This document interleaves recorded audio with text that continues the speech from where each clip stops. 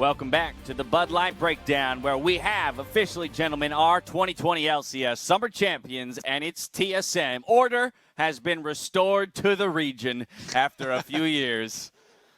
Yeah, I mean, it was an insane run. They're also the #1 seed coming out of North America. I mean, I don't think anyone would have predicted this at the start of playoffs, and especially not how it started, but the losers bracket run has been completed. They went to Game 5 3 times in a row, or 3 times total. It's absolutely insane. Yeah.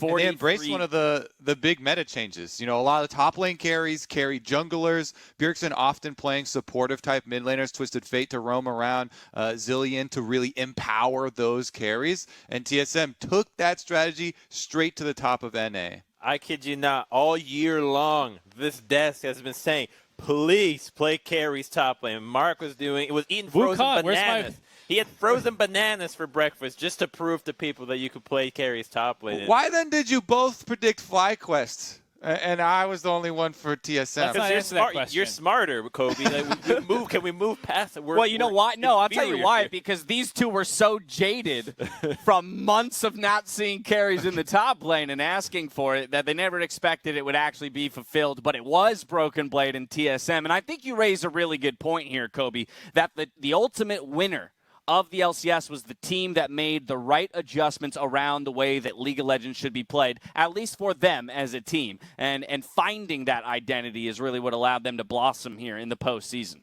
Yeah, it was such a good combination of Bjergsen blind picking whatever utility mid laner he wants, usually using their counter picks either for jungler, because it turns out Spica has a massive champion pool of things he can bust out, like we saw the Shen yesterday. And then on top of the fact that Broken Blade has a ton of counter picks for all of the carries he can play, and it led to a very nice team comps that they were able to craft using the Zileans and the TFs as the early picks for their mid lane.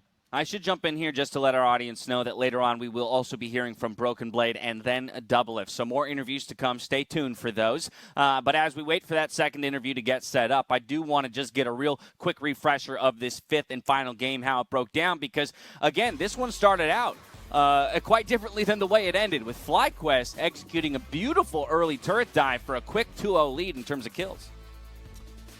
Beautiful indeed. When we saw the beginning of this game, we're like, oh my god, FlyQuest is going to complete the reverse sweep. This is so well played mechanically, and the way the turret aggro is juggled. You have Santorin positioning between the two, so when the Rakan ease back, he'll get the double stun, then they trade the aggro onto him. It was just super well played, but from then on, it was all top, all Broken Blade and Bjergsen. This is where we would have really loved to see not a Gangplank, maybe a Malphite or a Jax. I personally really like the Jax as it's a good matchup into Camille, and against Twisted Fate, you also have the certainty of being able to dodge the gold cards, but you'd have to fight fire with fire. They didn't go with that route, so they accepted we're going to put our eggs in the bottom lane basket and try to deal with the Camille, but Camille got fed, and Spica continues to steal dragons with Smite. Yeah, I liked how this game kind of turned into top side versus bottom side. Then when they collapsed for these dragons, TSM were able to bring Broken Blade, to the team fights. This was actually one of the closest one where FlyQuest got 2 kills on their way out too, with Solo getting those 2 while Broken Blade had to fully retreat. But that's as close as they were. From that point on, TSM were able to find so many of the deep plays. This one, FlyQuest get the first kill, and then they kind of meander out into the lane, and it is Biofrost who steps up for TSM. He makes the call. Look at this flank for him behind FlyQuest. A person down for TSM, 4v5. They go for the re-engage because they have the cooldowns. Biofrost has the angle, and they make good on the flank. Yeah, great to see really step up as a playmaker here in the final moments. Sorry, Mark, go ahead. Yeah, I was going to say, just really intelligent to also ignore the GP and get right onto PoE's Orianna, making sure that they take down the most important members of the enemy team first. And from then on, they just had so much pressure in the game. It was relatively easy to close out. Well, TSM restoring rightful order, as I mentioned, with their trophy now that they can hoist high. But Mark, we did a little digging following the series because we really wanted to get into it and figure out what exactly it is that changed for TSM here in the postseason. Why is it that all of a sudden they were able to complete this massive turnaround run here from the lower bracket? Yeah, and I got to say, I'm so happy for this team because they were one of the few teams that I saw effectively utilizing both red side and carries top.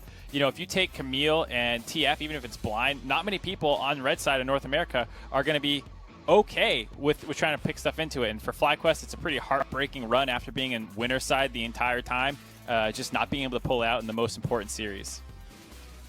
Without a doubt. I mean, it will be a bitter end to the summer split for FlyQuest being oh so close and yet so far to the first ever title for the organization. But again, we should not forget the fact that that is the only organization that appeared in both finals across both of our splits and still will represent us as the second seed at Worlds. We'll come back to talk in just a bit, but for now we've got the Tigers standing by again, this time to hear from the champion top laner. Got to get some words from Broken Blade. Quite a performance from you throughout this series. You have spoken about your desire to get a win with TSM ever since joining this roster. Did your confidence ever waver that that was going to be achieved here in the split? Already starting the split, we had a pretty great storyline coming in with Doublelift and all this drama, and also kind of like Jensen trying to trash talk Bjerg and Bjerg just shutting him up very quickly. It's really great to be able to win in such a split, especially after the first try I had in the first spring in NA, where we got reverse swept, and this time we stopped the reverse sweep. So it's feeling really surreal right now. I know you have been really wanting to display that you can step up for the team, and you definitely did so here today. It felt like you were much more unlocked, bringing a lot of those aggressive picks that we like to see from you. Did you feel like you got to play more into the style that you want to, especially when you're looking for those plays where Spica can come to set you up? Definitely. I think my team has a lot of trust in me playing the champions that I play and the play style that we are playing. They are confident that we are able to get wins playing this way, and it's definitely great that they're putting me on this kind of champion in the most important game in the series, in the playoffs. I mean, so. And there's so many things that we can point to that are great to see, like that, seeing you be able to step up in that position, the growth that has been had by all these players. But it's very different from the TSM we saw at the beginning of the split. You mentioned some of the drama in coming into it. Reflecting back on that journey to get to this position in the #1 spot, what do you think was the key to making this rise? Was it the momentum after having a roster shift, something that was clicking in practice particularly? What was it? So in the beginning, obviously, having a new player joined from spring to summer, other teams are going to have the advantage of, if they're sticking together, that they're already used to all 5 players, and we had to get used to each other first. Also, we had a phase where we were swapping Treats and Bifrost, and yeah, we just kind of got used to it, like used to playing together, and we eventually found our best way of playing. And also playing in the losers bracket made us get a lot better. So I'm really grateful for that. We had a lot of games, and yeah, the journey just was the best experience. Even if we would have lost today, I would have been happy. Even if I would be a little bit sad that we would have lost, but I mean, that we won is just, it's something that I really wanted for a very, very long time. And now I finally got it. And the next step is Worlds, and hopefully we'll get really far. I'm sure it was an absolutely exhausting journey, but you also mentioned the benefit of getting that practice and getting to go through the losers bracket. And you've had such a strong contention here in the top lane. For you personally, in this preparation from Worlds, switching from the mindset of the LCS to international contention, what are you focusing on for the weeks to come? I'm not really sure. I just, I'm kind of about to pass out, but yeah, we will just have to see. We'll have to go to China first, and then I don't really care who I play against. I just want to show that I'm there to compete, and I'm there to be. I'm trying to be the best player I can ever be. So it's going to be a very good option for me to kind of show, like, kind of compare myself to international top laners, and it's definitely going to be a very great experience for me. Well, and I appreciate you stopping by, even though you're ready to go pass out. And I hope you have some sweet dreams, my dude. Thank you. We do have more to break down on this too, so to do exactly that, let's head back over to the Bud Light breakdown. Go get them bags packed, Broken Blade. We'll see you at Worlds. A phenomenal Game 5 performance out of him. We already were talking about it in a number of those replays, but for a young player like that in a Game 5 to break out the Camille and follow through on it in a carry performance, just phenomenal to see. Love to see it. Yeah, look at the stats that he racked up on this Camille. They did give him the early gank for the top side in response to the bottom side overload from FlyQuest, but then he takes that, he gets the solo kill onto Gangplank, and he just blows open this lead in the side lane, then bringing it down to the rest of the team. Happy to see, a player like that finally get their championship. You can tell how much it means to him and how exhausted he is after that long series. I can't wait to see them perform at Worlds because out of all the teams, TSM's our first seed, but they're the one that have the most very obvious powerful pocket picks. Zilean Twisted Fate, carries in the top lane, Nidalee in the jungle. You can't ban all of them, so going into a group stage versus teams that not necessarily play carries in the top lane like we saw FlyQuest today, I feel like Broken Blade can have a really good time up there, come up with some good BO1 wins, and maybe this could be the year for NA to have hope. After all, our best teams just played a ton more playoff games in regular season.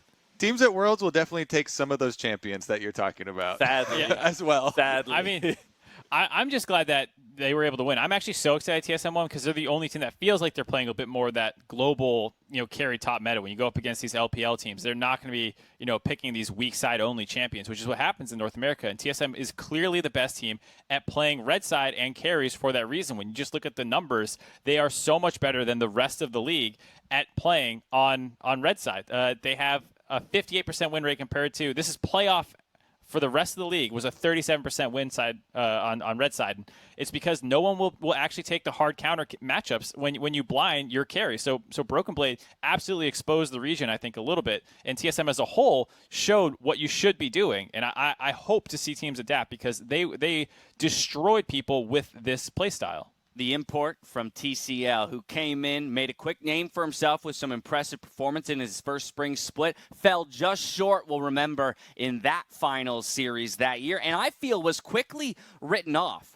And so I think that adds to the storyline there, Kobe, where you're talking about, for him to kind of, rise back up in the face of some of that criticism where people are like, he had his shot in North America in a major region, and then he's done for. To follow through now in a carry meta in Game 5, I mean, that's just got to feel so sweet. You could kind of see some of the exhaustion on him in that interview, but I'm sure there's a lot of pride that comes along with that as well.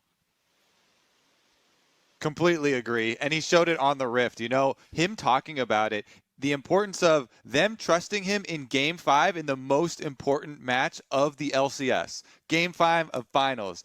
And they do it again. They go right back to it. On the analyst desk, we were prepping going into it, and we're like, okay, well, they could just take the Twisted Fate and try that again and play to him, or they could kind of concede and play, team fight and try and play FlyQuest games. But they shoved that out of the window, and they're like, all right, we have faith in Broken Blade, and they did it. They absolutely did. Well, after a grueling run through the postseason and a full 5-game series, finals player of the series could be awarded to so many individuals for each of their individual play, but the votes were tallied, and Bjergsen will walk away finals player of the series. Feels like the culmination of a monster playoff performance out of Bjergsen. When they were struggling a little bit more in the early parts, it was definitely him who stepped up first, joined by more members of his team as they continued to make this run and people played better and better. Biofrost joining in the middle of playoffs and having an incredible Rakan performance at the end. But he is such a monster in game and in pick ban phase, always willing to give up a counter pick to his enemy player and still always have great games. Yeah, I think definitely in some of the other series, for sure, like Spica stepping up, the Shen games, Biofrost with his Rakan, Double Lift even on Senna. But in this series, I think it had to go to Bjergsen. You look at those stats, you look at the importance of the Twisted Fate for them and the bans that he's able to draw. It's just good. Go ahead. It's good that it's contested. It's good that we have a team that actually you feel like, hey, I feel like all members played pretty well. Like that's a good problem to have. When the votes are split, I'm a happy man because it means multiple people performed and they're getting recognition. It did break Bjergsen's way this time, but as we mentioned, Game 5 was all about Broken Blade. But over the course of the series, the consistency that Bjergsen lends, the leniency he gives the team in Champions Select to do things around playing red side properly, it just cannot be understated. Now, there's one more Verizon post-game interview lined up, so let's go ahead and hand it back over to the Tigris and Double Lift.